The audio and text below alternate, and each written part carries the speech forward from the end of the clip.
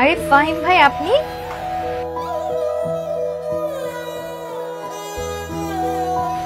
কেমন আছেন?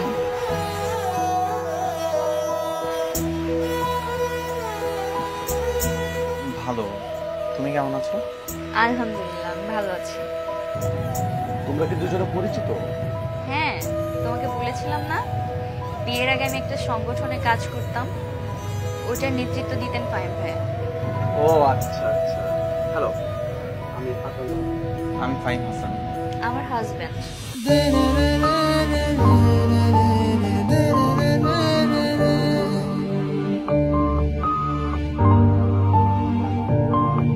কোথায় যাচ্ছেন আপনি?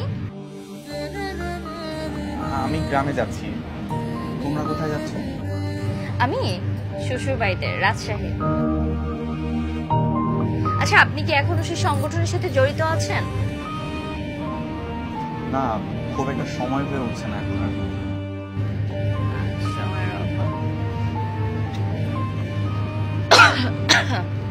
কি হলো, কাশতেছো কেন?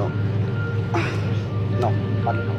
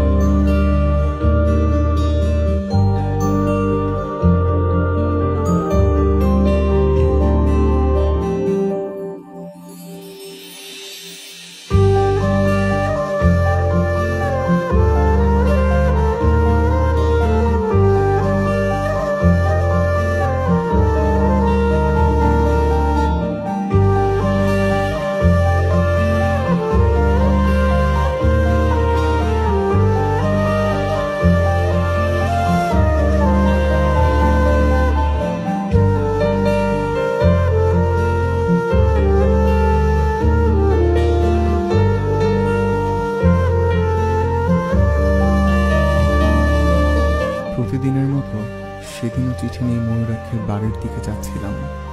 হঠাৎ রাস্তায় একটা দৃশ্য দেখে থামতে হলো। ক্ষমতাসীন এক নেতার লোক রাস্তার পাশের গাছ কাটছিল। অনেকেই দাঁড়িয়ে দাঁড়িয়ে দেখছিল।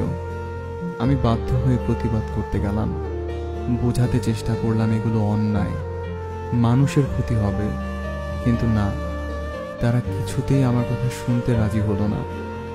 ঘটনার আকস্মিকতায় সেই লোকটা আমার গায়ে হাত তুলল। আমিও অনাকাঙ্ক্ষিতভাবে তাকে ধাক্কা দিয়ে সরাতে গেলাম, কিন্তু আমার ভাগ্যটা এতটাই খারাপ যে লোকটা রাস্তায় পড়ে গিয়ে কপাল কেটে গেল।